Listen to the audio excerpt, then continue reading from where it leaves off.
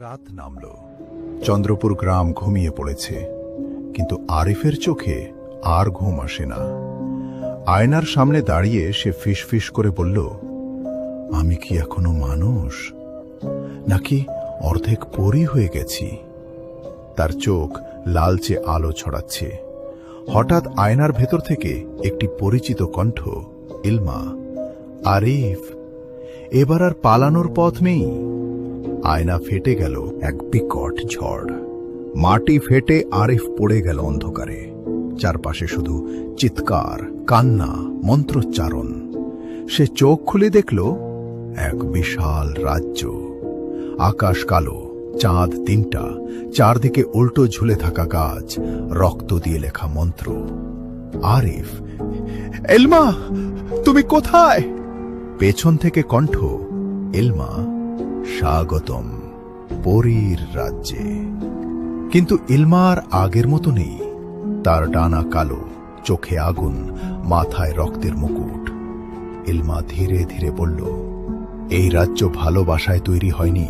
ভালোবাসা, এই রাজ্যে বিয়ে হয় রক্ত দিয়ে, আর শেষ হয় আত্মা দিয়ে। ইলমা ধীরে ধীরে বলল, এই রাজ্য ভালোবাসায় তৈরি হয়নি, এটা তৈরি হয়েছে ব্ল্যাক ম্যাজিক আর রক্ত দিয়ে। সে দেখালো এক বিশাল সিংহাসন। সেখানে বসে আছে পরীদের রানী জিন্দারা। রানী জিন্দারা, মানুষ ছেলে, তুই জানিস তোকে এখানে কেন আনা হয়েছে? আরিফ, আমি ইলমাকে ভালোবাসি। রানী হেসে উঠল। রানী, ভালোবাসা? এই রাজ্যে বিয়ে হয় রক্ত দিয়ে, আর শেষ হয় আত্মা দিয়ে। রানী ঘোষণা করল, রক্তচাঁদের রাতে মানুষ আর পরীর বিয়ে হবে, যদি মানুষ বেঁচে থাকে। চারদিকে মন্ত্র শুরু, ক্লারাতিম ব্লাডামর, আত্মা ছাড়।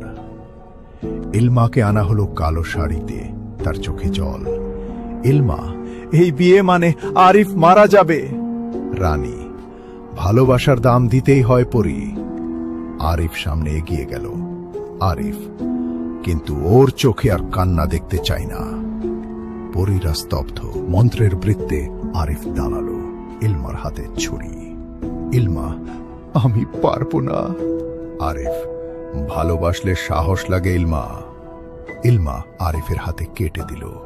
রক্ত মাটিতে পড়তেই পুরো রাজ্য কেঁপে উঠল। চাঁদ লাল থেকে কালো হয়ে গেল। হঠাৎ আরিফ চিৎকার করল। তার শরীর থেকে আলো বেরোতে লাগলো। রানী, অসম্ভব, মানুষের ভালোবাসা ব্ল্যাক ম্যাজিক ভাঙছে।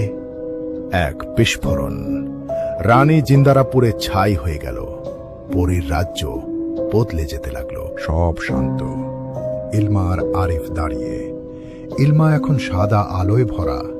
ইলমা, এখন আমি রানী, আর তুমি? আরিফ তার হাত ধরল। আরিফ, আমি তোমার স্বামী, মানুষ হলেও তোমার। দূরে নতুন সূর্য উঠছে, কিন্তু শেষ লাইনে এক কণ্ঠ, ভালোবাসা জিতেছে, কিন্তু অন্ধকার